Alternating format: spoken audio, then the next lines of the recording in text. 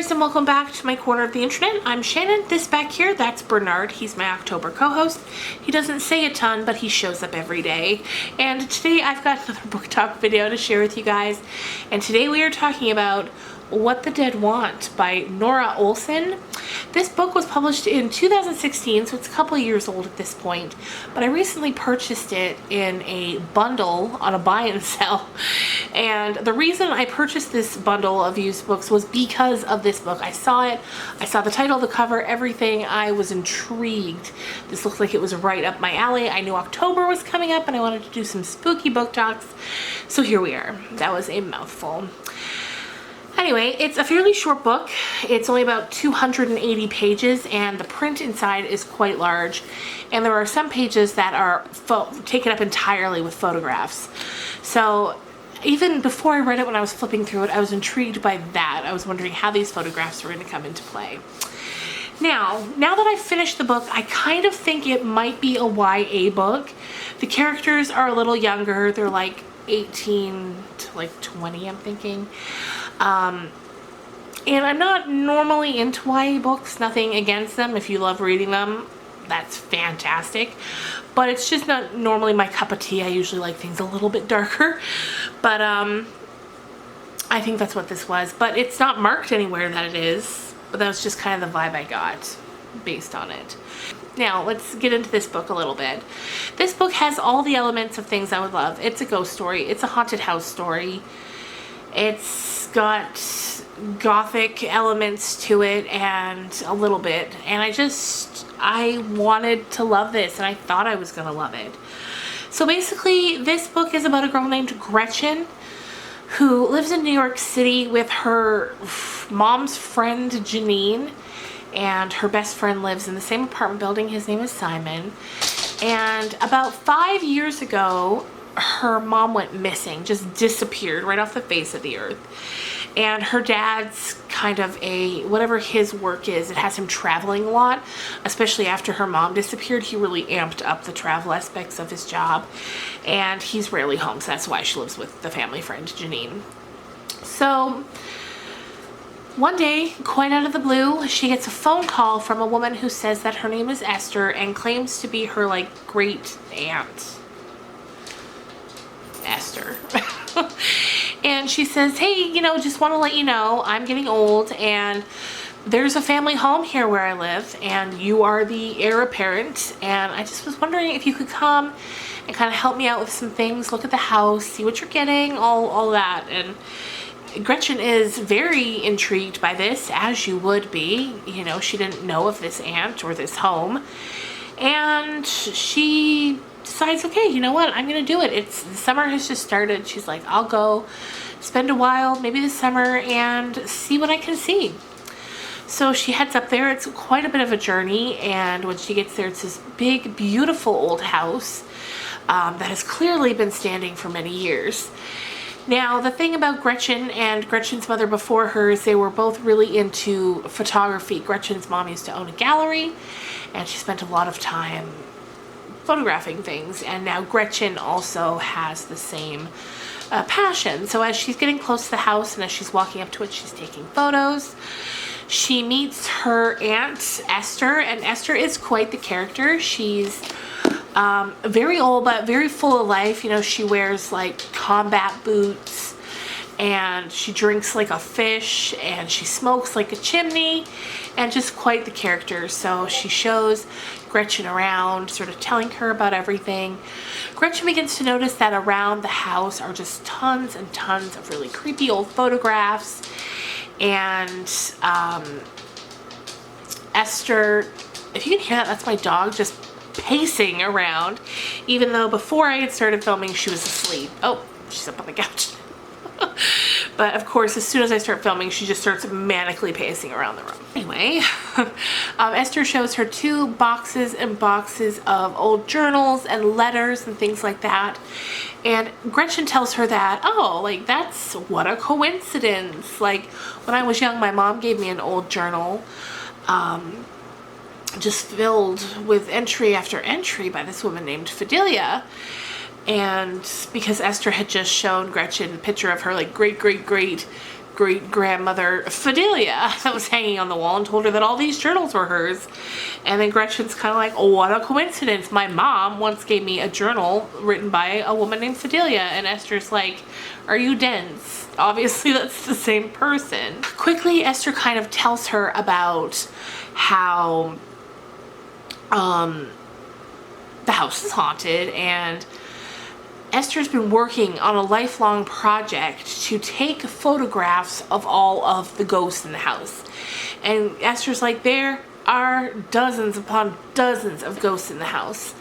Most, you don't normally see, but some make their presence very known. So Esther, and Gretchen later finds out Esther's mom, Mona, had dedicated a lot of time to trying to photograph every ghost as a means of making them seen. And so they felt and hoped and wished that if they could make these spirits feel seen and like they mattered and were accounted for, that maybe they would then stop haunting the house and just get the heck out of there. But unfortunately, that doesn't seem to be working, and if anything, it seems to be enraging the ghosts, at least some of them, further. And the first couple of ghosts that Gretchen comes into contact with are two little girls. They're about 6 years old. One's a little black girl, one's a little white girl. They're wearing matching dresses. And they are vicious. They bite Gretchen. Like, here's where things started to get a bit iffy for me, is it felt like if you were going to go into this deep of a story with, hundreds of years worth of ghosts who can bite you and things like that, I felt like there needed to be more world building. We needed to know more about the rules of this particular world, you know what I'm saying? But instead, we just kind of jumped into it. It's a short book, and it ended up that I didn't really care enough about A, Gretchen, or B, the ghosts. So on that level, it didn't work for me. It felt like it needed to be a longer story if they were going to delve into all of this. I feel like it needed to be better told. I feel like once we get to the end and I tell you what happened, you're gonna feel maybe the same as me in that, like, I didn't care what happened because I didn't care about these ghosts. They just, from what we'd seen, they were awful ghosts who bite people, and because of that, I didn't care what happened to them. So anyway, Esther shows all this to Gretchen. Then later that night, Gretchen's starting to get a little weirded out because, first of all, she's hungry, she's tired, but all Esther wants to do is drink gin and smoke and talk to Gretchen. And Esther starts saying weird things about, like, when I'm gone and you have to stay here and finish this so that we can put this mess to rest. And then the house could just be a house and you can live in it and enjoy it. And Gretchen keeps tripping up in the fact that Esther keeps saying, I'm going to be gone soon, but you're going to keep staying here. Because Gretchen doesn't want to stay there, certainly not by herself. She doesn't even want to stay there with Esther. Keeps thinking, why can't we do our work and then go to a hotel for the night? Anyway, it all reaches a weird head that night when Esther drinks a bottle of photo developing chemicals and passes away. Right off the bat, that very first night, before we have a chance to care about her. And that was the thing, because there was a dark room in the house, because Esther was also a photographer, as Gretchen finds out, like a world famous, like, war photographer. She would go to war. She went to World War II in Vietnam, I think, and photographed a lot of crazy things. Now, before Esther passed away, she told Gretchen that up the road were a couple of kids, Hawk and Hope, I think their names were a boy and a girl, and that if she ever needed help, they would help her. So after what happens to Esther happens, Gretchen runs out of the house. She's running across the field. She gets to Hawk and Hope's house. She's knocking on the door. She can see them. They're not answering. And Hawk's like, I'm not opening that door. What if she's a ghost too? And his sister's like, I can see her, so she's not a ghost. So right off the bat, we get the information that Hawk is sensitive and can see spirits, whereas Hope is not. Eventually they let her in, and we're just lightning speed getting information at this point. Like, we find out that in a couple of days' time, it's the anniversary. We find out through Hawk and Hope, I think, that, and we'd also heard from Esther that back hundreds of years ago, there was, at the time of Fidelia, who was the great-great-great-great-grandmother who wrote all the journals, that there was a big fire on the property, and the church that was put on the property had burned down. Now, interspersed at the end of each chapter is either a journal entry from Fidelia's journals or a letter from her to the love of her life, a man named James, who was a pastor who's going to take over the church. But then the Civil War started, and I think it was the Civil War, and he has to go to war. He ends up getting killed. His brother comes and marries Fidelia instead. Now, his brother starts off as a good guy, turns out to be a bad guy. And like, we're just rapid fire getting all this information in this book. Like, as quick as I'm giving it to you, that felt like how quick it was being given to me. So we know the church burned down and a lot of people perished. Like, a lot of townspeople perished. Including, we find out, the two little girls that were the ghosts in the house that bit Gretchen.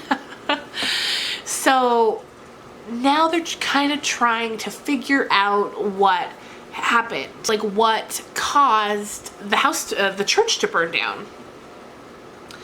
Anyway, again, rapid fire things are happening, and long story short, and if you do want to read this book, now's the time to click away, because I'm going to give you the spoilers for the ending, and then we can kind of talk more about where this book went wrong when it could have went so right. So click away if you want to read it. Anyway, so we find out that it's this whole race thing, and that there were, they're an old white Southern family, but there were, like, the two little girls that are the ghosts, the little white girl and the little black girl, they were cousins, it ended up. And like, Fidelia's best friend and cousin was a black woman named Valerie. Like, I don't even know, I can't even remember how it all wove together, because it all just happened so fast, and I don't care about anyone. So they're cousins.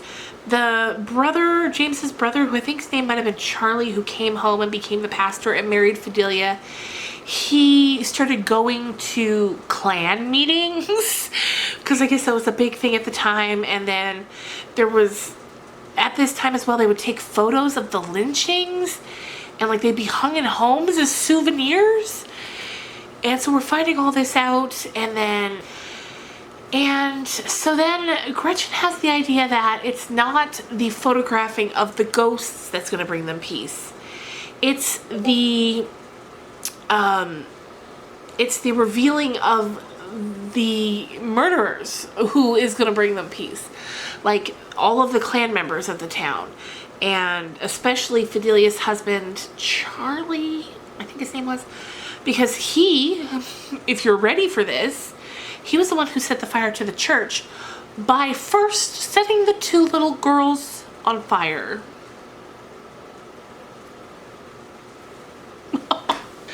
Like, talk about dramatic, and also talk about no build-up. So towards the end, what Gretchen and Hawk and Hope do is they burn all of the photographs of the ghosts. They're like, okay, this isn't bringing them peace. They burn it all, and then Gretchen manages to take a picture by the hanging tree, and in the picture, the ghosts of all of the men who are clan members shows up in the photo. And then, ta-da, at the end, kind of. But wait, there's more. So while all of this was happening, what was also happening is Gretchen was starting to see the ghost of her mother. And